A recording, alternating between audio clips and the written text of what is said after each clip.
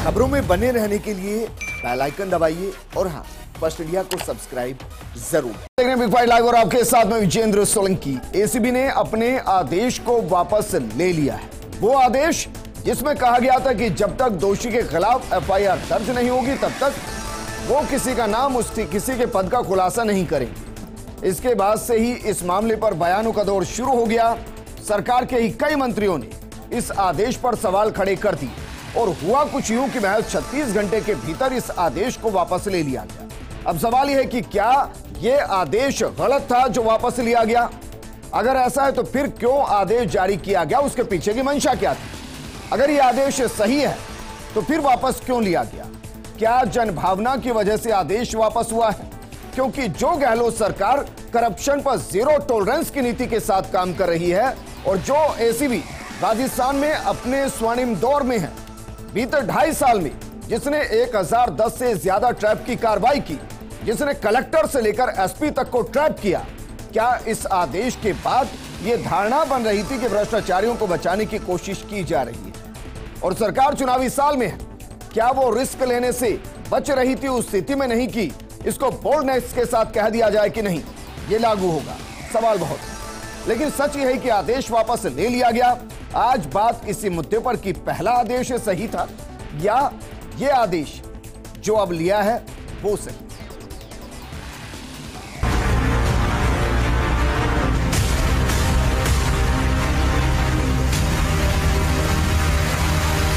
कल ही मैंने कहा था अगर ये आदेश निकल भी गया इसको देख लेंगे, विड्रॉ कर लेंगे, पर साथ में हमारा अभियान में कोई कमी नहीं आएगी।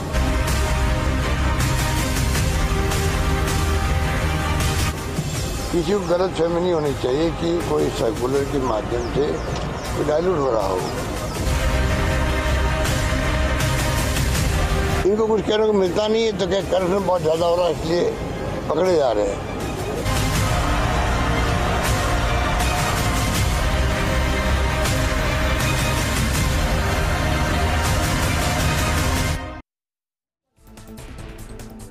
आज प्रोग्राम को शुरू करूं उससे पहले आपको कुछ जानकारी देता हूं। दरअसल Chandigarh administration, Chandigarh police standing order ये मेरे हाथ में है। इसकी चंद लाइनें मैं पढ़ रहा हूं, आप इसको गूगल कीजिएगा। इस पर लिखा है कि whenever any major breakthrough or any achievement is made by a particular unit of Chandigarh police, a press release is issued by a GOs concerned. It has been seen that while issuing such press release, the GOs concerned or IC unit mention their name prominently in the press release or which is a wrong practice। ये चंडीगढ़ के लिए लिखा गया। केरल के लिए क्या लिखा गया है जरा देखिए।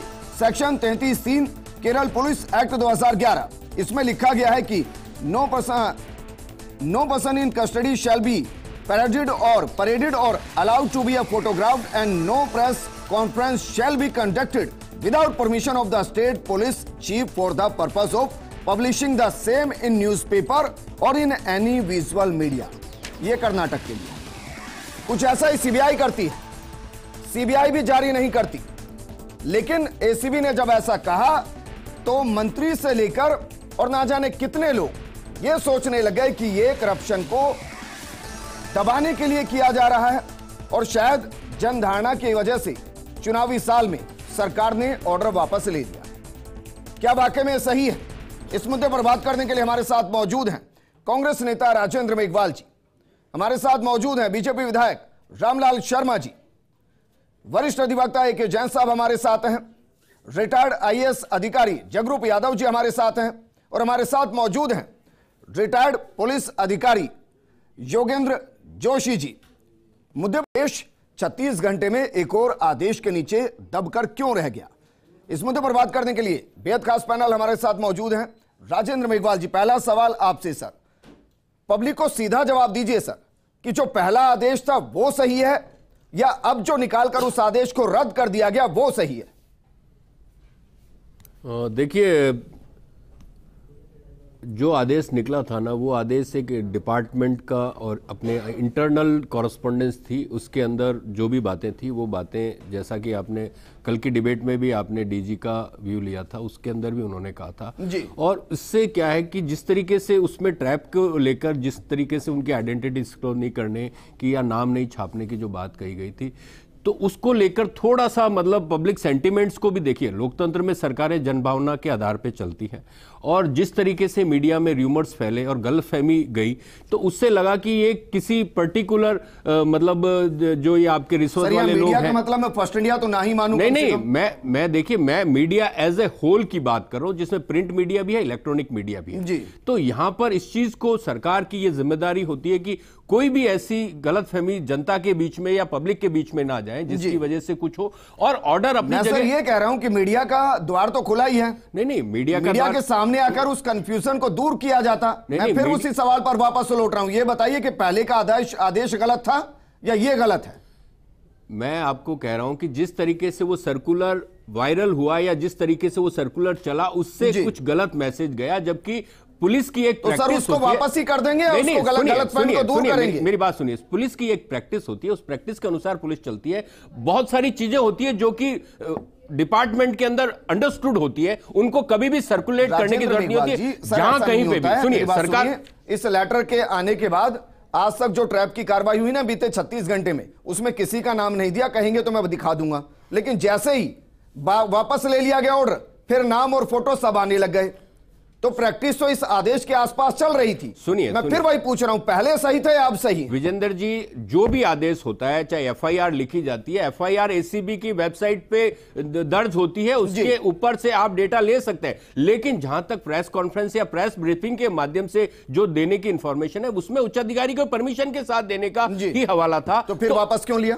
देखिए, ये आदेश वापस लिया गया है, उसके पीछे जो 2 दिन से जो व्यवस्था बनी कि इस तरीके से लगा कि भाई ये बहुत गलत मैसेज आ रहा है जनता के बीच में। अब ये कह रहे हैं 2.5 साल के एसीबी के स्वर्णिम दौर पर ये 2 दिन का कंफ्यूजन भारी पड़ गया। नहीं, भारी नहीं पड़ा है। एसीबी किसी भी तरीके की, सरकार की मंशा बिल्कुल है, लेकिन सरकार इस बात का भी ध्यान रखती है कि किसी भी तरीके का गलत मैसेज जनता में ना जाए, कि भ्रष्टाचार को सही ऑर्डर को वापस लेना पड़ जाए और गलत होता रहे। देखिए, शब्दों की वर्डिंग्स पे जाता है। कोई भी सर्कुलर चलता है ना, उसमें जो वर्ड्स होते हैं ना, आप एक इन जनरल अगर आदेश होता तो उसमें कोई दिक्कत नहीं होती, लेकिन उसमें ट्रैप वाला जो केस लिखा गया, इसकी वजह से कंफ्यूजन फैला, और सरकार नहीं चाहती कि कोई गलतफहमी रहे, कोई कंफ्यूजन दूर करते ना, दूर करते उसको। आपको क्या लग रहा है? जब माननीय इतना बड़ा मंत्रिमंडल है, सुनिए, माननीय मुख्यमंत्री जी इतना जब बड़ा सवाल किया गया तो उन्होंने कहा कि दूर नहीं कर हम दिखवा लेते हैं, हमने देख लिया, और उसके बाद में उन्होंने कहा कि भाई ठीक है, अगर कोई इस तरीके का कंफ्यूजन है तो उस कंफ्यूजन को दूर कर दिया गया। तो कंफ्यूजन दूर करते ना सर, देखिए कंफ्यूजन दूर करते। नहीं, कंफ्यूजन यहां से तो सीधी मंशा दे दिया आपने। आप समझे नहीं ना, पहला लेटर गलत था। आप सर्कुलर को पढ़ सकते हैं इस वक्त, उस सर्कुलर को पढ़िए। उस सर्कुलर के अंदर जो लैंग्वेज है ना, ये इस सरकार के अंदर जो भी उच्चाधिकारी हैं, उनको सरकार के अनुसार ही काम करना है। सर, कोई भी अधिकारी, और खासकर इतने ऊपर के लेवल के अधिकारी, कुछ भी बेवजह नहीं करते हैं, और फैक्ट फाइंड करके ही करते होंगे सर, विद परमिशन ही करते होंगे। ये ऐसा नहीं होता। सोलंकी जी, देखिए, विभागीय कार्य कारण में यह आवश्यक नहीं है कि जैसे विभाग की आंतरिक क्रियाकलाप के लिए विभाग का जो विभागाध्यक्ष होता है वो स्वतंत्र होता है जी, उसको कहीं से कोई किसी तरह की वो प्रक्रियागत अनुमति लेने की आवश्यकता नहीं है। और सवाल ये कि जो आदेश जारी किया गया वो उनकी व्याख्या जो सुप्रीम कोर्ट के जैसा कि अखबारों में साया हुआ, कोई न्याय निर्णय के तहत उन्होंने ये किया, तो क्रिमिनल जस्टिस का अपना एक तरीका होता है जी, और उसमें चूंकि विभाग अभियोजन करता है और विभाग को ये समीचीन लगा कि भी ऐसे अधिकारियों के नाम और पते देने से जन भावना में उनके प्रति एक धारणा बन जाती है, उपसंजात कर लेते हैं लोग कि इसने अपराध जैसे कि किया ही हो, तो एक मीडिया ट्रायल का बनता है। और वैसे मीडिया को कोई प्रतिबंधित नहीं किया उस अमुक अधिकारी का। तो सर, अगर आपको आदेश को पढ़े तो ये लिखा हुआ है कि उसका वापस क्यों लिया? वापस लिया तो वो तो जन भावना के, जैसा कि माननीय विधायक महोदय कह रहे हैं। वही तो मैं कह रहा हूं कि सरकारें 2.5 साल में जो जन भावना अपने लिए क्रिएट की, क्या 2 दिन में महज वो धूमिल हो सकती थी? बिल्कुल। ये जो आदेश जारी किया गया था, उसको वर्तमान के वक्त में एक आदेश निकालकर वापस जरूर कर दिया जा सकता है।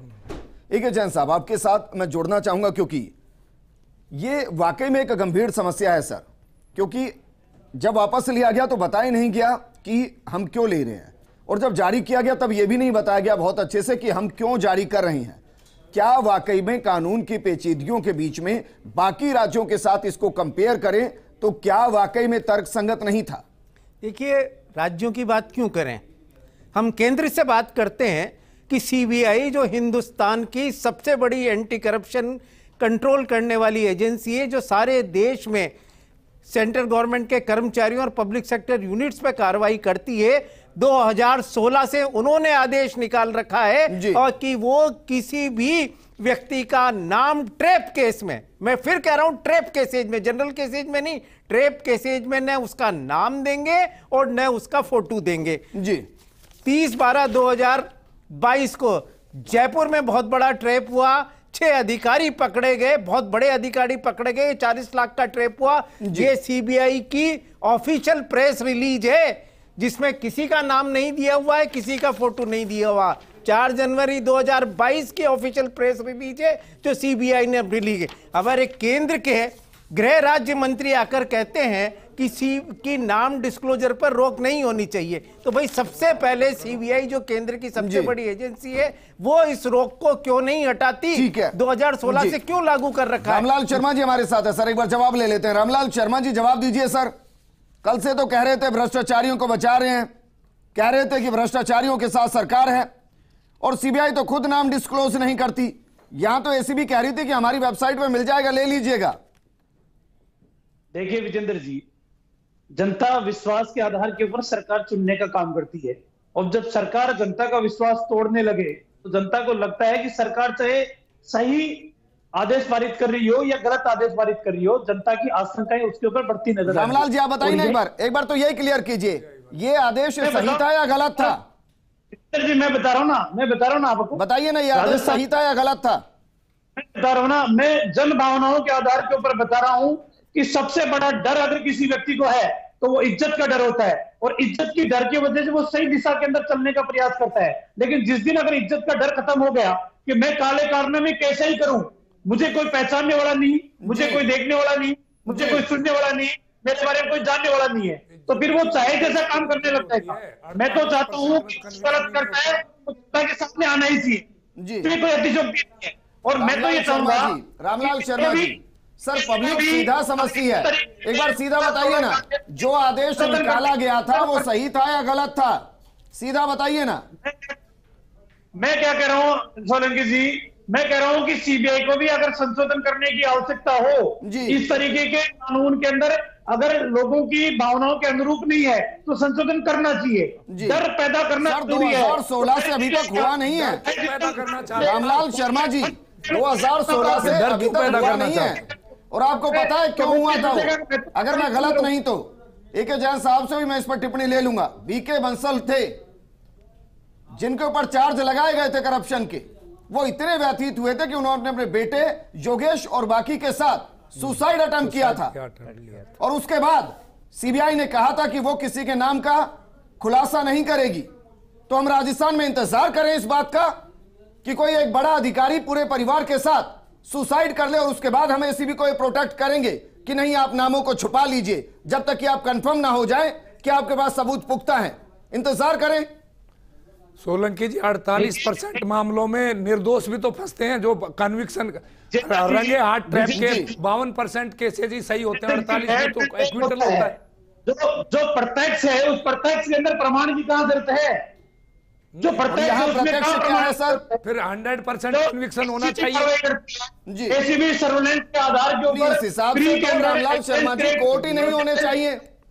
हाँ, जब मान ही लिया कि जितनों पर कार्रवाई की गई और सभी गुनहगार ही हैं, तो छोड़ दीजिए कोर्ट जाना, सीधा ही सलाखों में डाल दीजिए, 10 अगर साल यही है तो।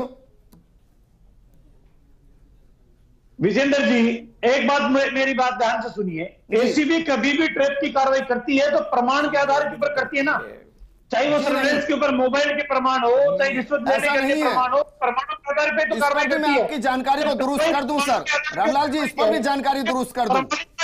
जगरूप जी जरा बताइए कितना कन्विक्शन रेट है एसीबी के ट्रैप में? आप देखिए सोलंकी जी, आप इस बात को समझिए, 100 केस ट्रैप के अगर एसीबी बनाती है जी, उसमें 48 केस में तो एक्विटल ही होता है कोर्ट से, 52% में कन्विक्शन है।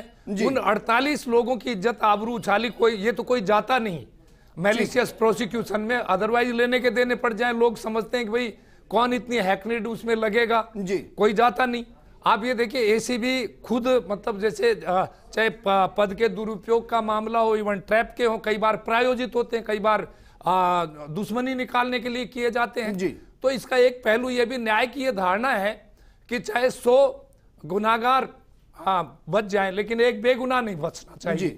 अब जो 48% में जिनमें कन्विक्शन नहीं होता तो ये तो जुडिशियल सर एक विकी बंसल भी तो हैं जो पूरे परिवार के साथ चले गए, क्रिमिनल जुडिशियल उनकी जिम्मेदारी कौन लेगा सर?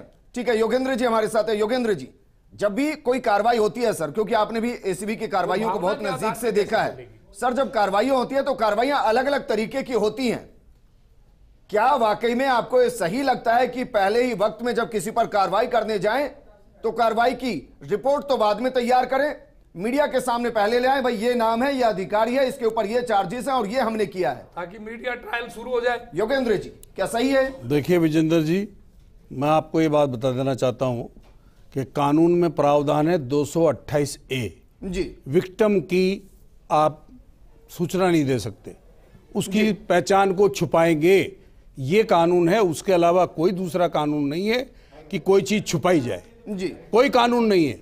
जहां तक सवाल सुप्रीम कोर्ट हाई कोर्ट के जो निर्णय हैं, जब तक कोई निर्णय साफ निर्देश नहीं दे रहा हो और उसके ऊपर कंटेम्प्ट की कोई परिभाषा अंकित नहीं हो, तब तक वो निर्णय कोई कानून रूप अंकित नहीं कर सकता। ठीक है। अब ये जो आदेश निकले हैं, ये कोई 10 तरह की रूलिंग है, 20 तरह की रूलिंग है, उनका हवाला देकर के आप किसी भी तरह के कोई आदेश निकाल लें जी। अब अगर ये रूलिंग कानून के अनुसार होते तो ये वापस नहीं होता।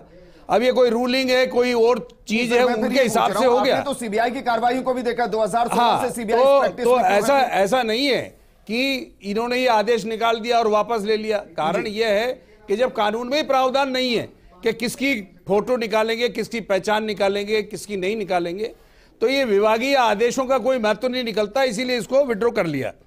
मैं कहता हूं कि एंटी करप्शन ब्यूरो का जो काम है, ये काम ही सार्वजनिक काम है। आप समझ रहे हैं?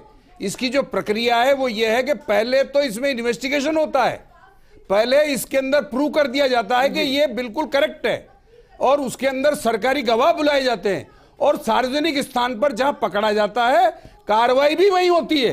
कहीं आप उसको ले जाकर के थाने पे कार्रवाई करेंगे, वो अनवैलिड कहलाएगी। आपको वही कार्रवाई करनी पड़ेगी जिस जगह और जिस व्यक्ति को पकड़ा गया है। तो मेरे कहने का तात्पर्य, साथ के साथ 48% में कन्विक्शन क्यों नहीं होता है? देखिए कारण यह है कि विजेंद्र जी, सजा का प्रावधान नहीं है। आज अभी आप देख लीजिए, अभी मैं आपको बता दूं क्यों ये आदेश निकला है।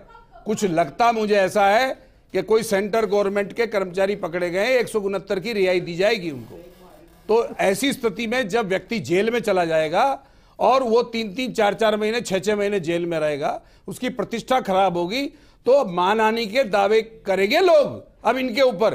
क्यों? क्योंकि ये क्या करते हैं, गलत कार्रवाइयां करते हैं। आप कार्रवाई बिल्कुल साफ सुथरी कीजिए। आप जब तक कंफर्म नहीं हो, जब तक अधिकारी निश्चित नहीं हो, तो तब तक कार्रवाई आपको नहीं करनी चाहिए। इस देश के अंदर एक डिपार्टमेंट जो जितनी कार्रवाइयां करता है वो 100% सही होती है। मैं वही कह रहा हूं, बताइए सर डिपार्टमेंट। मैं वही कह रहा हूं, सीबीआई जो बड़े बड़े केस देख रही मैं थी, वही कह रहा हूं, जिस दिन सजा का प्रावधान हो जाएगा कि साहब इस अनुसंधान में आपने ये गलती रखी और इस गलती की वजह से हुआ ना झालावाड़ में, झालावाड़ में सर फिर वो कार्रवाइयां करना अरे छोड़ देंगे। झालावाड़ में जिसके साथ रेप हुआ, उनके 2 जो अपराधी थे वो गलत पकड़ लिए, वहां के डीवाईएसपी और एसएचओ के खिलाफ कार्रवाई हुई जी, और उनकी जमानत हुई है। तो मैं ये कह रहा हूं, ठीक है, मैं ये जैन साहब कुछ कहना चाह रहे हैं। सर मैं आपको प्रोग्राम का हिस्सा बनाऊंगा, लेकिन एक छोटे से ब्रेक के लिए यहां रुक रहे हैं। बहस लगातार जारी है, जल्द हाजिर होंगे।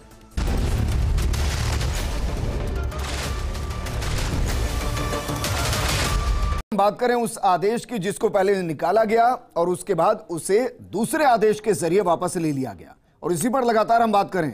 राजेंद्र मेघवाल जी, चलिए एक बार के लिए मैं मान लेता हूं कि जनधारणा को ध्यान में रखते हुए इस आदेश को वापस ले लिया गया। अब मुझे ये बताइए, क्या यह जनधारणा वाकई में इस आदेश को वापस लेकर पुख्ता नहीं कर दी गई कि पहले का आदेश गलत था, उसकी मंशा अलग थी, उसकी भावना अलग थी, और जब यह जनता तक पहुंच गए इसलिए वापस ले लिया?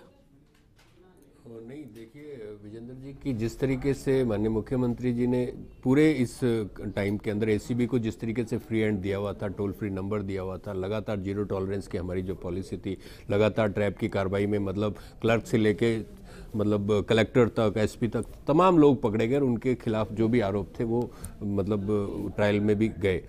अब मैं यहाँ बताना चाहता हूँ कि सरकार बिल्कुल भी इस तरीके से, क्योंकि जिस तरीके से भ्रष्टाचार को लेकर ऐसा लगने लगा कि भाई सरकार भ्रष्टाचारियों को बचाना चाहती है, इस वजह से ऐसा सर्कुलर आया, तो इस तरह की कोई भी भावना जनता के बीच में नहीं जानी चाहिए। सरकार ने ये बिल्कुल पुख्ता किया है। सर ये तो चली गई नहीं, बिल्कुल भी नहीं, तो चली गई। नहीं, बिल्कुल भी नहीं गई, बिल्कुल भी नहीं गई। सरकार ने उस आदेश को, जो कंफ्यूजन था ना, वो कंफ्यूजन देखिए, जो आदेश निकला उस आदेश को, जो कंफ्यूजन को लेकर जो बात थी, उसके अलावा तमाम पुलिस के जो प्रोसीजर्स हैं या जो भी उनके डिपार्टमेंटल, इंटर डिपार्टमेंटल जो कायदे हैं, वो कायदे अपनी जगह हैं। तो वहां पे जो उनके साथ में कोड ऑफ कंडक्ट है, उनको कौन से अधिकारी को किससे परमिशन लेनी है, क्या है, कौन सी चीज है, लक्ष्मण रेखा है अधिकारियों के लिए, तमाम लक्ष्मण रेखा है, पुलिस अधिकारियों, आईएएसओ, सबके लिए, जो मातहत अधिकारी है सबके लिए एक नियम होता है, कायदा होता है, और उस कायदे के अनुसार ही काम करते हैं। और बहुत सारी ये बताइए, तर्क क्यों नहीं दिया गया कि भाई जब सीबीआई नहीं करती सेम तरीके की कार्रवाई में, जयपुर में आके कर जाती है, वो सवाल नहीं होता, तो एसीबी अगर कर रही है तो गलत क्यों?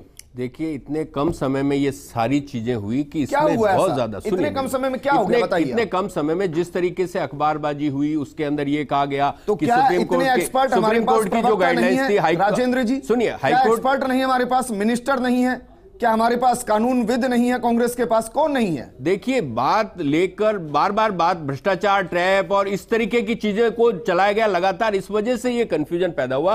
अदरवाइज तमाम नियम है, चाहे हाईकोर्ट की मैं ये मानूं कि सरकार और की आदेश नीति से नहीं नियत से चल रहे हैं, ये कहूं मैं चीजें, अगर नियत पे मंशा हो गई तो नीति वापस हो जाएगी। नहीं, नीति से ही सरकार चलती है, संविधान से चलती है, पूरा का पूरा जो हमारा क्रिमिनल प्रोसीजर्स हैं, चाहे पेनल कोड की धाराएं, उनके अनुसार ही चीजें चलती है। और जो लोक सेवकों के लिए या जो लोक अधिकारी हैं उनके लिए जो नियम बने उसके अनुसार ही चीजें चलती है, और कोई भी तरीके का नहीं है। लेकिन फिर क्यों वापस ले लिया? नहीं, यहाँ ये चीज समझनी पड़ेगी कि किसी भी अधिकारी के किसी सर्कुलर से या किसी भी आदेश से अगर कोई ऐसा मैसेज जा रहा है तो उसका भी सरकार की जिम्मेदारी है। कैसा सर? नहीं, उसमें आप देखिए ना, लगातार जो चीजें चल रही थी कि ये जो ट्रैप वाले लोग हैं या जो रिश्वतखोर हैं उनको बचाने के लिए, जगरूप जी सर, ये तो एक अलग ही व्यवस्था हो गई।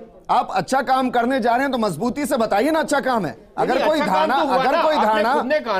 धारणा 36 घंटे में बन गई है तो उस धारणा को अगले 36 घंटे में बदला जा सकता है। विजेंद्र जी, एसीबी ने 4 साल अच्छा काम किया, उसने तमाम लोगों को पकड़ा और उसी के अनुसार ही चीजें चलेगी ना। अभी नया सर्कुलर डालने की जरूरत नहीं थी उसमें।